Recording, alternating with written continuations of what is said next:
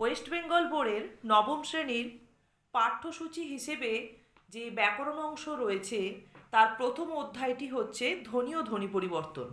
আজকের এই পর্বে দেখো তোমাদের কাছে একদম ধ্বনির প্রথম অংশ, যেখানে আমরা ধ্বনি বর্ণ বা ধ্বনির বিভাজন আর মূলত স্বরধ্বনির বিভিন্ন দিক থেকে বিভাগ উপবিভাগগুলো বা বিশেষ প্রয়োগ আমরা আলোচনা করব এই পর্বে।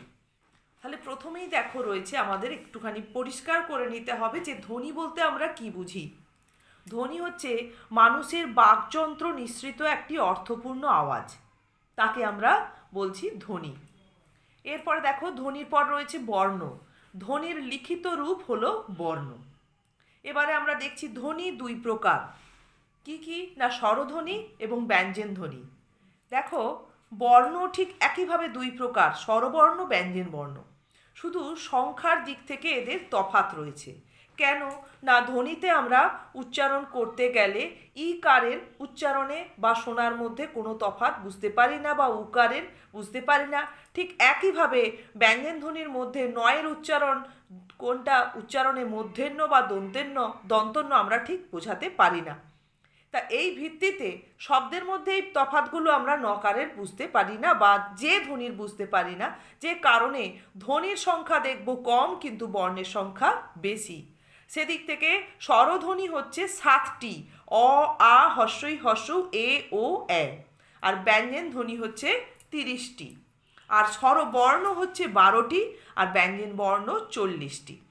তা এই সংখ্যাগুলো তোমরা স্বরবর্ণ ব্যঞ্জন বর্ণ ছোটবেলা থেকে পড়ে এসেছো, এর সংখ্যা সম্পর্কেও তোমরা অবগত বা একদম ধারাবাহিকভাবে বর্ণগুলো তোমাদের কাছে খুবই পরিচিত। তার ধ্বনিগুলো আমি এই কারণে লিখে দিয়েছি যেহেতু ধ্বনিগুলোর সংখ্যা কম এবং এগুলো উচ্চারণ ভিত্তিতেই রয়েছে। এরপরে দেখো বর্ণমালা। বর্ণের সমষ্টিকে বলা হচ্ছে কি বর্ণমালা। আমাদের বর্ণমালার মধ্যে টোটাল বর্ণ রয়েছে কতগুলি বলো তো? 52টি বর্ণ। কেন না, যে 40 আর 12 মিলে হয়েছে 52। আচ্ছা, তারপর দেখো পার্থক্য আমাদের একটা এখানে পড়তেই হয়, ধ্বনি আর বর্ণের পার্থক্য। আমরা যে ধ্বনি আর বর্ণের ডেফিনেশন পড়লাম সেখানেই কিন্তু এদের পার্থক্য রয়েছে, যে মানুষের বাকযন্ত্র নিঃসৃত অর্থপূর্ণ আওয়াজ হচ্ছে ধ্বনি, আর বর্ণ হলো ধ্বনির লিখিত রূপ। ধ্বনিকে শুধু কানে শোনা যায়, আর বর্ণ যেহেতু লিখিত রূপ তাই একে আমরা চোখে দেখতে পাই। ধ্বনি, এখানে আমরা এটা আরেকটু বলতে পারি, ধ্বনি যেহেতু অর্থপূর্ণ আওয়াজ তাই আমরা শুধুমাত্র কানেই শুনতে পাই, আর বর্ণ যেহেতু লিখিত রূপ তাই আমরা একে চোখে দেখতে পাই। এরপরে দেখো আমাদের জানতে হবে স্বরধ্বনির উচ্চারণের সময় অনুসারে বিভাজন। সময় অনুসারে একে দুভাগে ভাগ করা হচ্ছে, হ্রস্বস্বর আর দীর্ঘস্বর। হ্রস্ব শব্দের অর্থই হচ্ছে অল্প বা কম। তাহলে যে স্বরধ্বনি উচ্চারণ করতে কম সময় লাগে তাকে হ্রস্বস্বর বলে। মূলত দেখো এখানে অ হস্যই হস্য এই ধরনের স্বরধ্বনিগুলো উচ্চারণ করতে কম সময় লাগছে, তাই এদেরকে বলা হচ্ছে হ্রস্বস্বর। আর দীর্ঘস্বর কোনগুলো না, স্বাভাবিকভাবেই যে স্বরধ্বনি উচ্চারণ করতে বেশি সময় লাগে অর্থাৎ দীর্ঘ সময় উচ্চারিত হয় তাদেরকে বলে দীর্ঘস্বর। যেমন আ, এ, এ এগুলো হচ্ছে একটু দীর্ঘ সময় নিয়ে উচ্চারিত হয়। এরপরে দেখো স্বরধ্বনির বিভাজনের মধ্যে আমরা পাবো, এরপরে আসছে স্বরধ্বনির উচ্চারণের বৈশিষ্ট্য অনুযায়ী একটি বিশিষ্ট প্রয়োগ। তা আমরা এখানে প্লুতস্বর জিনিসটা তোমরা ডেফিনেশানে ছোট প্রশ্নে পেতে পারো।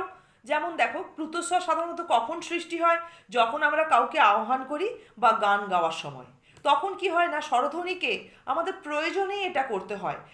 শব্দের মধ্যে কোনো একটি স্বরধ্বনিকে আমরা অতি দীর্ঘ বা প্রলম্বিত করে উচ্চারণ করি। প্রলম্বিত শব্দের অর্থই হচ্ছে দীর্ঘ করে উচ্চারণ করার এই বৈশিষ্ট্যকেই বলা হচ্ছে কি প্লুতস্বর। তো দীর্ঘ করে উচ্চারণ করার ক্ষেত্রে কি হয় না, একটি স্বরধ্বনি কিন্তু টানা হয়, টেনে উচ্চারণ করা হয়, তখন সেই স্বরধ্বনিটি হচ্ছে প্লুতস্বর।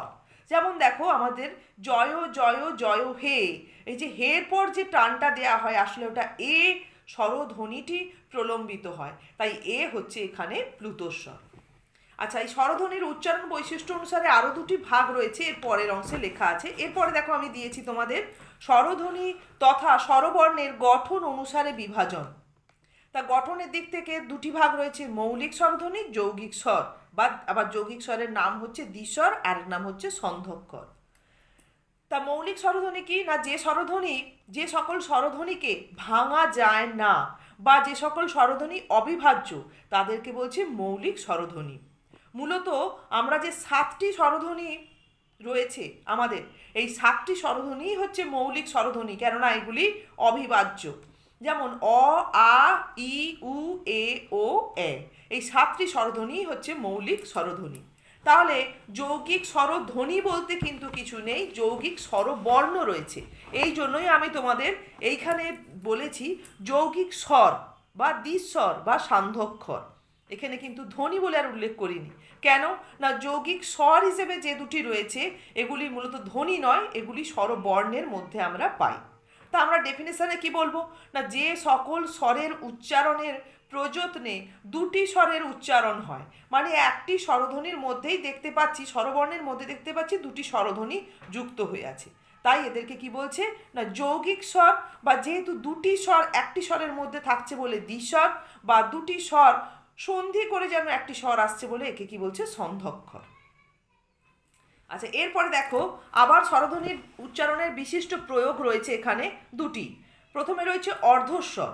অর্ধস্বর কি না, হস্যই হস্য ও এ থেকে অন্ত্যস্ত, এরা অক্ষরের শেষে মানে কোনো একটি শব্দের মধ্যে যে অক্ষর, সেই অক্ষরের শেষে বসে কি করে না অর্ধভাবে উচ্চারিত হয়, তখন এদেরকে কি বলছে না অর্ধস্বর।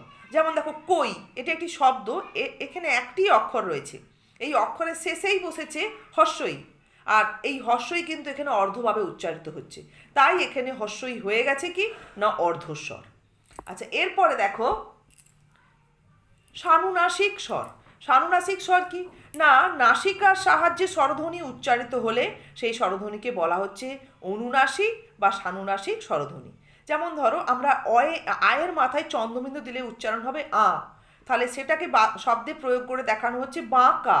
আসলে বয়ের পরে আয় চন্দ্রবিন্দু আছে, আর চা দা এখানে চয়ের পরে আয় চন্দ্রবিন্দু দিয়ে শব্দটি তৈরি হয়েছে। তাহলে এটি হচ্ছে সানুনাসিক স্বর, এটি স্বরধ্বনির একটি উচ্চারণের বিশিষ্ট প্রয়োগ হিসেবেই আমরা বলতে পারি। আচ্ছা, এরপরে দেখো তোমাদের যেটা খুব ভালো করে এখানে বুঝে নিতে হবে সেটা হচ্ছে স্বরধ্বনির উচ্চারণ স্থান অনুযায়ী বিভাজন। কীরকম না, স্বরধ্বনির দেখো প্রথমে কণ্ঠস্বর, মানে যে স্বরধ্বনিগুলি কণ্ঠে উচ্চারিত হচ্ছে, যেমন অ, আ। তালব্য স্বর, হস্যই দীর্ঘই। মূর্ধায় যে স্বর উচ্চারিত হচ্ছে রি, মূলত এটি ধ্বনি নয় বর্ণ। তারপরে দেখো ওষ্ঠস্বর, এটি ওষ্ঠ আর অধরে উচ্চারিত হয়, হস্য দীর্ঘ, ধ্বনিও রয়েছে বর্ণও রয়েছে। কণ্ঠ তালব্য স্বর কোনগুলি না এ ওই, কণ্ঠরও স্থানে উচ্চারিত হচ্ছে, আর তালুতেও একটা জিহ্বার মানে এগিয়ে আসার প্রভাব আমরা লক্ষ্য করতে পাচ্ছি। তারপরে রয়েছে দেখো কণ্ঠস্থ স্বর, মানে কণ্ঠ আর ওষ্ঠের মধ্যে উচ্চারিত হচ্ছে, কণ্ঠ আর ওষ্ঠ ও ও ও, আমাদের ওষ্ঠ সংকুচিত হচ্ছে আর কণ্ঠের কাছ থেকে আওয়াজটা বেরিয়ে আসছে, তাই কণ্ঠ আর ওষ্ঠে ও আর ও উচ্চারিত হচ্ছে বলে এদের কণ্ঠস্থ স্বর বলছে। তাহলে স্বরধ্বনির উচ্চারণ অনুসারে ও আর ওকে কি হিসেবে চিহ্নিত করা হয়, এ ধরনের প্রশ্ন কিন্তু তোমরা পেতে পারো। তখন এদেরকে বলতে হবে কণ্ঠস্থ স্বর, বা কণ্ঠস্থ স্বরের দৃষ্টান্ত দাও, বা ওষ্ঠ স্বরের দৃষ্টান্ত দাও।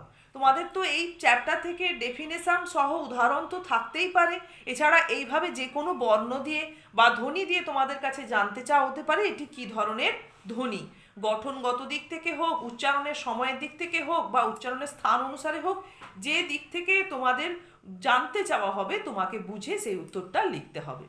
এরপরে দেখো মৌলিক স্বরধ্বনির উচ্চারণ বৈশিষ্ট্য। তাহলে এটা এর আগেরটা আমরা পড়লাম উচ্চারণের স্থান, এগুলো ছিল স্বরধ্বনির উচ্চারণের স্থান অনুসারে বিভাজন, এটা হচ্ছে কি উচ্চারণের বৈশিষ্ট্য অনুসারে এদেরকে আবার নামাঙ্কিত করা হয়েছে। তা দেখো এখানে স্বরধ্বনি 7টি রয়েছে এবং তাদের ঠোঁটের কুঞ্চন অকুঞ্চন, মানে স্বরধ্বনি উচ্চারণ করতে গিয়ে ঠোঁটটা কুঞ্চিত হচ্ছে, কুঁচকে যাচ্ছে না প্রসারিত হচ্ছে, মানে অকুঞ্চিত হচ্ছে। আর জিভটার অবস্থান কোথায় হচ্ছে, উচ্চে না নিম্নে না মধ্যে, সেই অবস্থান অনুযায়ী এখানে তাদের নাম দেওয়া হয়েছে। আর মুখবিবরের সংকোচন প্রসারণ, সংকোচন মানে হচ্ছে সংবৃত, মানে যখন মুখবিবরটা সংকুচিত হচ্ছে তখন তাকে সংবৃত বলবে, আর যখন প্রসারিত হবে তখন হবে বিবৃত। আচ্ছা দেখো, হর্ষই ঠোঁটের কুঞ্চন অকুঞ্চনের দিক থেকে হচ্ছে প্রসারিত। ই ই উচ্চারণ করলেই আমাদের ঠোঁট প্রসারিত হচ্ছে ই, এবং জিহ্বা একটু সম্মুখের দিকে এগিয়ে আসার একটা প্রবণতা, মানে উচ্চারণটা সম্মুখের দিকে হচ্ছে। তারপরে দেখো জিভের অবস্থান হচ্ছে কি ই, উচ্চর দিকে আসছে, মানে সামনের দিকে ওপরে উঠে যাচ্ছে। আর মুখবিবরের সংকোচন প্রসারণ অনুযায়ী ই মুখবিবরটা কিন্তু এখানে সংকুচিতই থাকছে। এর ক্ষেত্রে কি হচ্ছে দেখো, এর ক্ষেত্রে প্রসারিত সম্মুখ, মানে ঠোঁটের কুঞ্চন অকুঞ্চন অনুযায়ী ঠোঁটটা একটু আমাদের এখানে প্রসারিতই হচ্ছে, এবং সম্মুখের দিকে একটা প্রভাব এখানে থাকছে। আর জিভের অবস্থান হচ্ছে উচ্চ মধ্য। জিভটা উচ্চের দিকে, উচ্চ আর মধ্যের মধ্যে অবস্থান করছে। আর মুখবিবরের সংকোচন প্রসারণের ক্ষেত্রে কি হচ্ছে না, অর্ধ সংবৃত মানে উচ্চারণ করতে গিয়ে আমাদের মুখবিবর একদম মানে যে সংকোচনে ছিল তার থেকে একটু প্রসারিত হয়েছে এ আমরা তারপরে উচ্চারণ করলেই, পরপর উচ্চারণ করলেই বুঝতে পারবো যে ওই জন্য একে বলছে অর্ধ সংবৃত। দেখো এটা অর্ধ বিবৃত, মানে একদম পুরো বিবৃত নয়। আবার উচ্চারণ করলে মুখবিবরটা প্রসারিত হচ্ছে কিন্তু পুরো প্রসারিত নয় বলে একে অর্ধ বিবৃত বলছে এর ক্ষেত্রে। আর জিহ্বার অবস্থান হচ্ছে নিম্ন মধ্য, মানে জিহ্বাটা নিচের দিক আর মাঝখানের, মানে মধ্যবর্তী স্থান আর নিচের নিম্ন স্থানের মাঝে রয়েছে, জন্য নিম্ন মধ্য বলছে। আর ঠোঁট হচ্ছে এখানে উচ্চারণ করলে প্রসারিত হচ্ছে। আচ্ছা তারপরে দেখো উ উচ্চারণ করলেই কিন্তু ঠোঁট কুঞ্চিত হচ্ছে, আর জিহ্বার অবস্থান উচ্চে হচ্ছে। আর সংবৃত অর্থাৎ উচ্চারণ করলে আমাদের মুখবিবর সংকুচিত হচ্ছে, মানে সংকোচন ঘটছে, প্রসারিত হচ্ছে না। তারপর দেখো ও উচ্চারণ করলে ঠোঁটের অবস্থান অনুযায়ী দেখতে পাচ্ছি আমরা কি এর উচ্চারণে ঠোঁটের অবস্থানে দেখতে পাচ্ছি যে কুঞ্চিত হচ্ছে, ঠোঁট কুঞ্চিত হচ্ছে, এবং পশ্চাৎ পেছনের দিকে একটা টান আমরা অনুভব করছি। আর জিহ্বা হচ্ছে উচ্চ আর মধ্যস্থানের মধ্যবর্তী স্থানে থাকছে। আর মুখবিবরের সংকোচন প্রসারণ অনুযায়ী এটি হচ্ছে অর্ধ সংবৃত। হচ্ছে কুঞ্চিত, ঠোঁট একেবারে কুঞ্চিত হচ্ছে, আর জিহ্বা হচ্ছে নিচের নিম্ন আর মধ্যের মধ্যবর্তী স্থানে থাকছে। আর উচ্চারণ করতে গেলে মুখবিবরের ভেতরটা একটু বিবৃত হচ্ছে, তাই একে বলছে অর্ধ বিবৃত। আর উচ্চারণ করলে দেখো মুখবিবরটা একেবারে বিবৃত, মানে প্রসারিত হচ্ছে। আর উচ্চারণের সময় ঠোঁটের কুঞ্চন অকুঞ্চনের কোনো ব্যাপার থাকে না, মুখবিবরটা এত প্রসারিত হয়ে যায় যে কারণে একে ঠোঁটের কুঞ্চন অকুঞ্চন অনুযায়ী কোনোভাবে নামাঙ্কিত করা হয়নি। আর জিহ্বার অবস্থানের ক্ষেত্রে উচ্চারণ করলে জিহ্বা নিম্নের দিকে নেমে যায়। তা তোমাদের এটা বোঝার ক্ষেত্রে কিন্তু কঠিন কিছু নয়, শুধু তোমরা যখন পড়বে শুধুমাত্র উচ্চারণ করে দেখে বুঝে পড়তে হবে। মুখস্থ করে এগুলো কিছুভাবেই তোমরা মনে রাখতে পারবে না। উচ্চারণ করে বারবার দেখবে, তাহলেই কিন্তু বুঝে যাবে যে কোন বৈশিষ্ট্য প্রকাশ পাচ্ছে কোন স্বরধ্বনি উচ্চারণ করার সময়।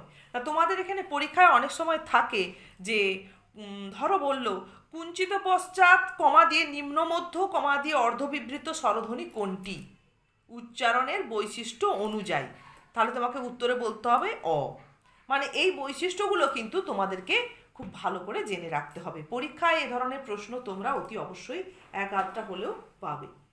ঠিক আছে, তাহলে পুরো স্বরধ্বনিটার বিভাজন, নানান দিক থেকে বিভাজন বা উচ্চারণ বৈশিষ্ট্য বা উচ্চারণের স্থান অনুযায়ী নানান প্রকারভেদ আলোচনা করা হলো। এই অংশটা ভালো করে তৈরি করো। এর পরের একটি পর্বে আমি তোমাদের কাছে ব্যঞ্জনধ্বনির বিভাজন নিয়ে বিশেষ কিছু ডেফিনেশন আলোচনা করব।